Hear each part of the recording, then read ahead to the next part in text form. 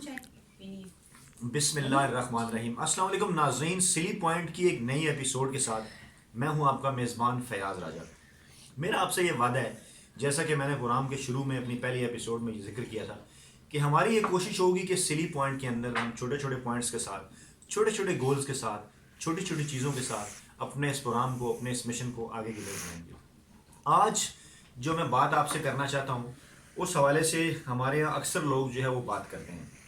لوگوں کا عام طور پہ یہ ایک دوسرے کے فیملی فنکشن میں ایک دوسرے سے پوچھنا ہوتا ہے, کہنا ہوتا ہے کہ ہمارے بچے جو ہیں وہ کتابیں نہیں پڑھتے, اپنے بچوں کو جو ہے وہ کتابیں پڑھنے کی عادت کیسے ڈالی جائے. اس سے پہلے کہ میں اس ٹاپک کی طرف جاؤں, میں آپ سے ذکر کرنا چاہوں گا جس پرائمری اسکول میں پڑھتا تھا وہاں جو میری اردو کی ٹیچر تھی ان کا نام تھا مس خالدہ.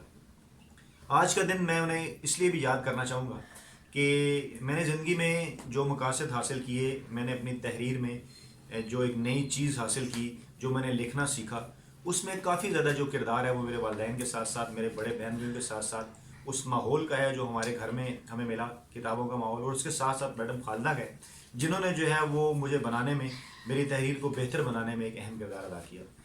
ان کا طریقہ کیا تھا وہ میں آپ سے شیئر کرنا چاہتا ہوں.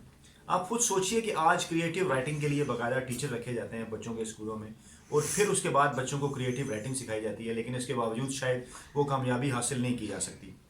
آج سے تقریباً 35 برس پہلے جب میں 5ویں کلاس کا اسٹوڈنٹ تھا, اس وقت جو ہماری میڈم خالدہ تھیں وہ ہمیں ہفتے میں ایک دن, جس پرائیویٹ اسکول میں تعلیم حاصل کرتا تھا, ہفتے میں ایک دن اس اسکول سے نزدیک کسی بھی ساتھ والے مقام پہ, فرض کیا کبھی کسی بک سٹور کے اوپر, کبھی کسی جو ہے وہ آٹا مشین کے اوپر, آٹا چکی کے اوپر, کبھی کسی روئی دھننے والی مشین کے اوپر, اور کبھی کسی ریڈی والے کے پاس ہفتے میں ایک دفعہ پوری کلاس کو لے جاتی.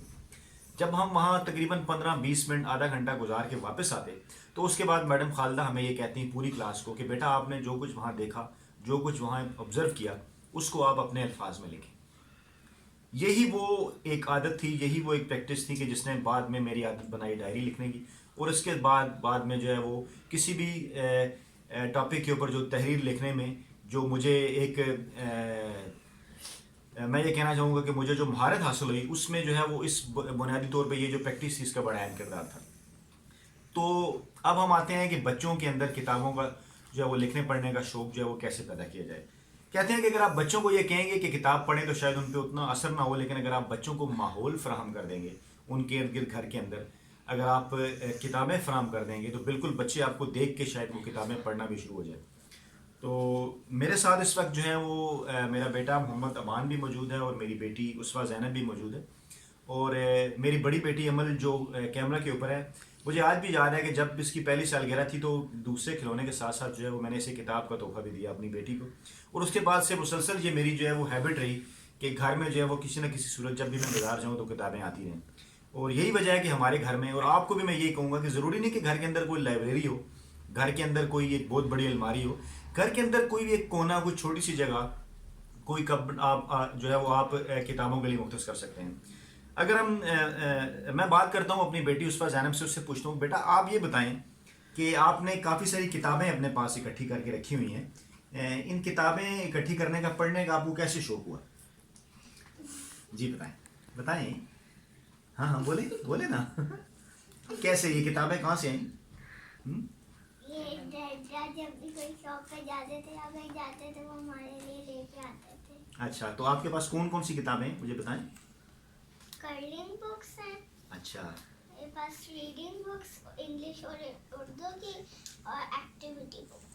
اور عمل آپی کو ایک کتاب بھی دکھائیں جو آپ کو اچھی لگتی ہے. عمل آپی کی طرف کریں, کیمرے کی طرف, جو آپ کو کتاب جو آپ پڑھتی ہیں جو آپ کو اچھی لگتی ہے, کوئی ایک کتاب. اچھا یہ والی نکال کے دکھائیں, ادھر دکھائیں. یہ دیکھیے جی, یہ اسوا زینب یہ کتاب پڑھتی رہتی ہے, یہ کتاب اس سے اچھی لگتی ہے, اور اسکول کی کتابوں کے علاوہ جو ہے وہ اکثر یہ کتاب بھی پڑھتی ہے. اچھا یہ ان کے اسکول کی کتاب ہے. اسکول کی کتابوں کے علاوہ بھی انہوں نے کافی کتابیں جو ہے وہ اکٹھی کی ہوئی ہیں. جی محمد اوان, آپ نے بھی کچھ کتابیں اکٹھی کی ہوئی ہیں اپنی بڑی بہن عمل فاطمہ کو دیکھتے ہوئے. آپ کو کس قسم کی کتابوں کا شوق ہے؟ انگلش. اچھا, کون سی انگلش کی کتابیں پڑھتے ہیں آپ؟ یہ ہارر ہنری. اچھا ہارر ہنری, یہ کوئی سیریز ہے؟ ہاں جی. اچھا, کیا ہوتا ہے اس میں, کیا کریکٹر ہے اس میں کوئی؟ ہاں جی. اچھا, کیا ہوتا ہے اس میں؟ یہ ہارر ہنری کا فیوریٹ کریکٹر کون سا ہے آپ کا اس میں؟ یہی ہارر ہینری اسٹوری کا نام ہے. ہارر ہینری رابز دا بینک, اور اس پہ میرا فیوریٹ کریکٹر ہینری ہے. ہندی کیوں پسند ہے آپ کو؟ کیونکہ بہت نوٹی ہے. بہت ناٹی ہے. اچھا دیکھیں، ہم نے اپنے بچپن میں بے شمار جو ہے وہ کریکٹرز پڑھے اور اسی کو کریکٹرائزیشن کہتے ہیں. اور آج جب بھی کوئی فلم ڈرامہ لکھا جاتا ہے یا اس کے بعد اس کو پروڈیوس کیا جاتا ہے، یا جب بھی کوئی کتاب لکھی جاتی ہے، کوئی بھی کریٹیو رائٹنگ کی جاتی ہے، تو اس میں جو کریکٹرائزیشن ہے، جو کردار نگاری ہے، وہ بڑی اہم ہوتی ہے. اگر ہم اپنے بچپن میں جائیں تو یہ کردار نگاری ہم نے کیسی سیکھی؟ یہ کردار نگاری ہم نے ایسی سیکھی کہ آپ کو یاد ہوگا کہ ہمارے بچپن میں جو میری ایج کے لوگ ہیں شاید ان کو یہ یاد ہو کہ 8 آنے اور 1 روپے کی مختلف کتابیں کہانیاں ملا کرتی تھیں، جن میں عمرو ایاد اور ٹارزن کی کہانیاں ہوتی تھیں. وہاں سے جو ہے وہ ہم نے کتابیں پڑھنا شروع کی. اور مجھے آج بھی یاد ہے اور آج بھی بڑے شوق سے میں پڑھتا ہوں. امرو ایار کا ایک کریکٹر تھا اور ہمارے ایک مشہور لکھاری بچوں کے ادب کے فیروز سنس کے لیے انہوں نے کام کیا. اختر رضوی ان کا نام تھا. انہوں نے جو ہے وہ اس کے اوپر ایک سیریز لکھی طلسم ہوش ربا کے نام سے، جس کا جو سب سے پہلا حصہ ہے وہ امرو کی غداری ہے.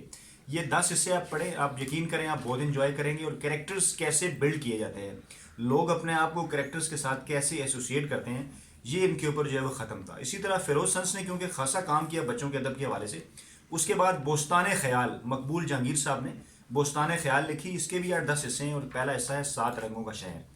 اسی طرح اے حمید بچوں کے بڑے مشہور رائٹر، حاتم طائی کا کریکٹر جو کہ عرب کلچر سے ہمارے ہاں آیا، اس کو انہوں نے مزاحیہ انداز میں پیش کیا. اور اس کی جو پہلی قسط تھی وہ ہے حاتم طائی لاہور میں.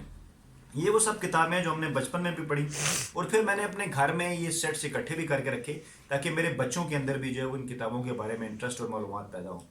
پھر ایک اسی طرح جو ہمارے مشہور رائٹر تھے مقبول جہانگیر بچوں کے ادب کے حوالے سے، انہوں نے ایک جو مشہور داستان ہے جو کہ جو گزشتہ کافی عرصے سے جو ہے وہ کئی نسلوں میں مقبول رہی، وہ ہے امیر حمزہ کے کارنامے. یہ بھی 10 حصوں پر مشتمل ہے.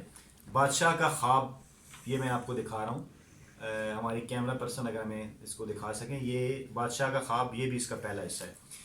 اچھا، یہ جو وہ کتابیں تھیں بنیادی نوعیت کی جو ہم نے جو ہے وہ بچپن میں جن کتابوں سے ہم نے جو ہے وہ سٹارٹ کیا، اور اس کے بعد پھر آہستہ سے ہم کن کتابوں کی طرف بڑھے. اشتیاق احمد بچوں کے بڑے مشہور ناولسٹ، 3 سال پہلے 4 سال پہلے ان کی وفات ہو گئی. ان کے کئی ناول جو میں اپنے بچپن میں پڑھا کرتا تھا، یہ اگر میں آپ کو بتاؤں 6-7 سال 8 سال کی عمر میں جب ہم نے ان کی کتابیں پڑھنا شروع کی، تو یہ جنوری 82 کی ایک کتاب، جنوری 1982 کی ایک کتاب آخری خواہش. یہ دیکھیں یہ کتاب میرے پاس آج بھی محفوظ ہے. اور اس بات کو میرا خیال ہے تقریباً 38 سال ہو گئے، کیونکہ میری عمر 44 برس ہے. 6-7 میرے جو بڑے بہن بھائی تھے وہ بھی یہ کتابیں پڑھا کرتے تھے، تو ان کے ذریعے یہ کتابیں ہم تک آئیں. پھر یہ تصویر کی دھمکی، inspector Jamshed series, inspector Kamran Mirza series اور شوقی برادرز، یہ اشتیاق احمد صاحب کے کریکٹر تھے. اس کے بعد پھر ہم نے کتابیں پڑھی ابن صفی صاحب کی. ان کا مشہور زمانہ کریکٹر علی عمران، انہوں نے بڑے خوبصورت انداز میں جو ہے اس کریکٹر کو بلڈ کیا. تو اس طرح سے جو ہے وہ کتابوں کا شوق ہمارے اندر بھی ہو. اور اگر اپنے گھر کے اندر آپ ماحول بنائیں گے، بچوں کو اگر کتابوں کے ساتھ بٹھائیں گے، ہفتے میں ایک دفعہ کم سے کم آپ ان کا ماحول مختص کریں گے. سب لوگ وائی فائی کو چھوڑ کے آج بک ڈے ہے، آج ہم فلم نہیں دیکھیں گے یا ڈرامہ نہیں دیکھیں گے، کوئی کتاب پڑھیں گے، تو اس کے یقیناً جو ہے وہ بڑے مثبت اثرات ہوتے ہیں. انگریزی ادب کی طرف جائیں تو بچپن میں فیمس 5 اینٹ بلیٹن کی یہ سیریز جو ہے وہ آپ اپنے بچوں کو دے سکتے ہیں پڑھنے کے لیے. اس کے ساتھ ساتھ سیکرٹ 7 ایک سیریز ہے، یہ بچپن میں ہم پڑھتے رہے. اس کی بھی جو کریکٹرائزیشن ہے یہ بڑی باکمال ہے. آج کل کے دور میں جو ہے جی بیٹا اس پر یہ بھی سیکرٹ 7 ہی ہے.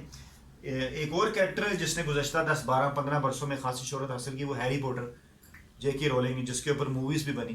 تو یہ وہ ساری کتابیں ہیں جو میں نے آج آپ کے سامنے سجائی ہیں اور بچوں کو یہاں بٹھایا ہے. کہنے کا مقصد یہ ہے کہ کسی جگہ میں نے کہیں پڑھا تھا کہ اگر آپ نے اپنی قوم کے اندر کریٹیوٹی یا نئی سوچ پیدا کرنے ہو، نئے افکار پیدا کرنے ہو، ترقی کی منازل انہیں طے کرانی ہو، تو کہتے ہیں اس کا اندازہ یہاں سے لگایا جا سکتا ہے کہ اگر کسی ملک کی لائبریریز، اس ملک کے کھیل کے میدان اور اس ملک کے سینما ہاؤس اگر بھرے ہوئے ہیں، اگر لائبریریاں بھری ہوئی ہیں، اگر کھیل کے میدان بھرے ہوئے ہیں، اگر آپ کے سینما گھر بھرے ہوئے ہیں، تو اس کا یہ مطلب ہے کہ آپ کی قوم کو آگے بڑھنے سے، علم و ادب میں اس کی ترقی کرنے میں، فن کی دنیا میں آگے جانے سے کوئی نہیں روک سکتا. کتنی بدقسمتی ہے، کبھی آپ نے اس کے اوپر غور کیا کہ شاید آہستہ آہستہ کر کے غیر محسوس طریقے سے یہ تمام چیزیں جو ہے وہ ہم سے لے لی گئیں. اگر آپ غور کریں تو پاکستانی فلم انڈسٹری جس نے 60 اور 70 کی دہائی میں ایک عروج دیکھا، اس کے بعد کس طرح آہستہ آہستہ وہ زوال پذیر ہوئی. اور سینما ہمارا جو ہے وہ بالکل بھی لوگوں سے خالی ہو گیا. آج کل کوششیں ہو رہی ہیں اس کو دوبارہ بھرنے کی.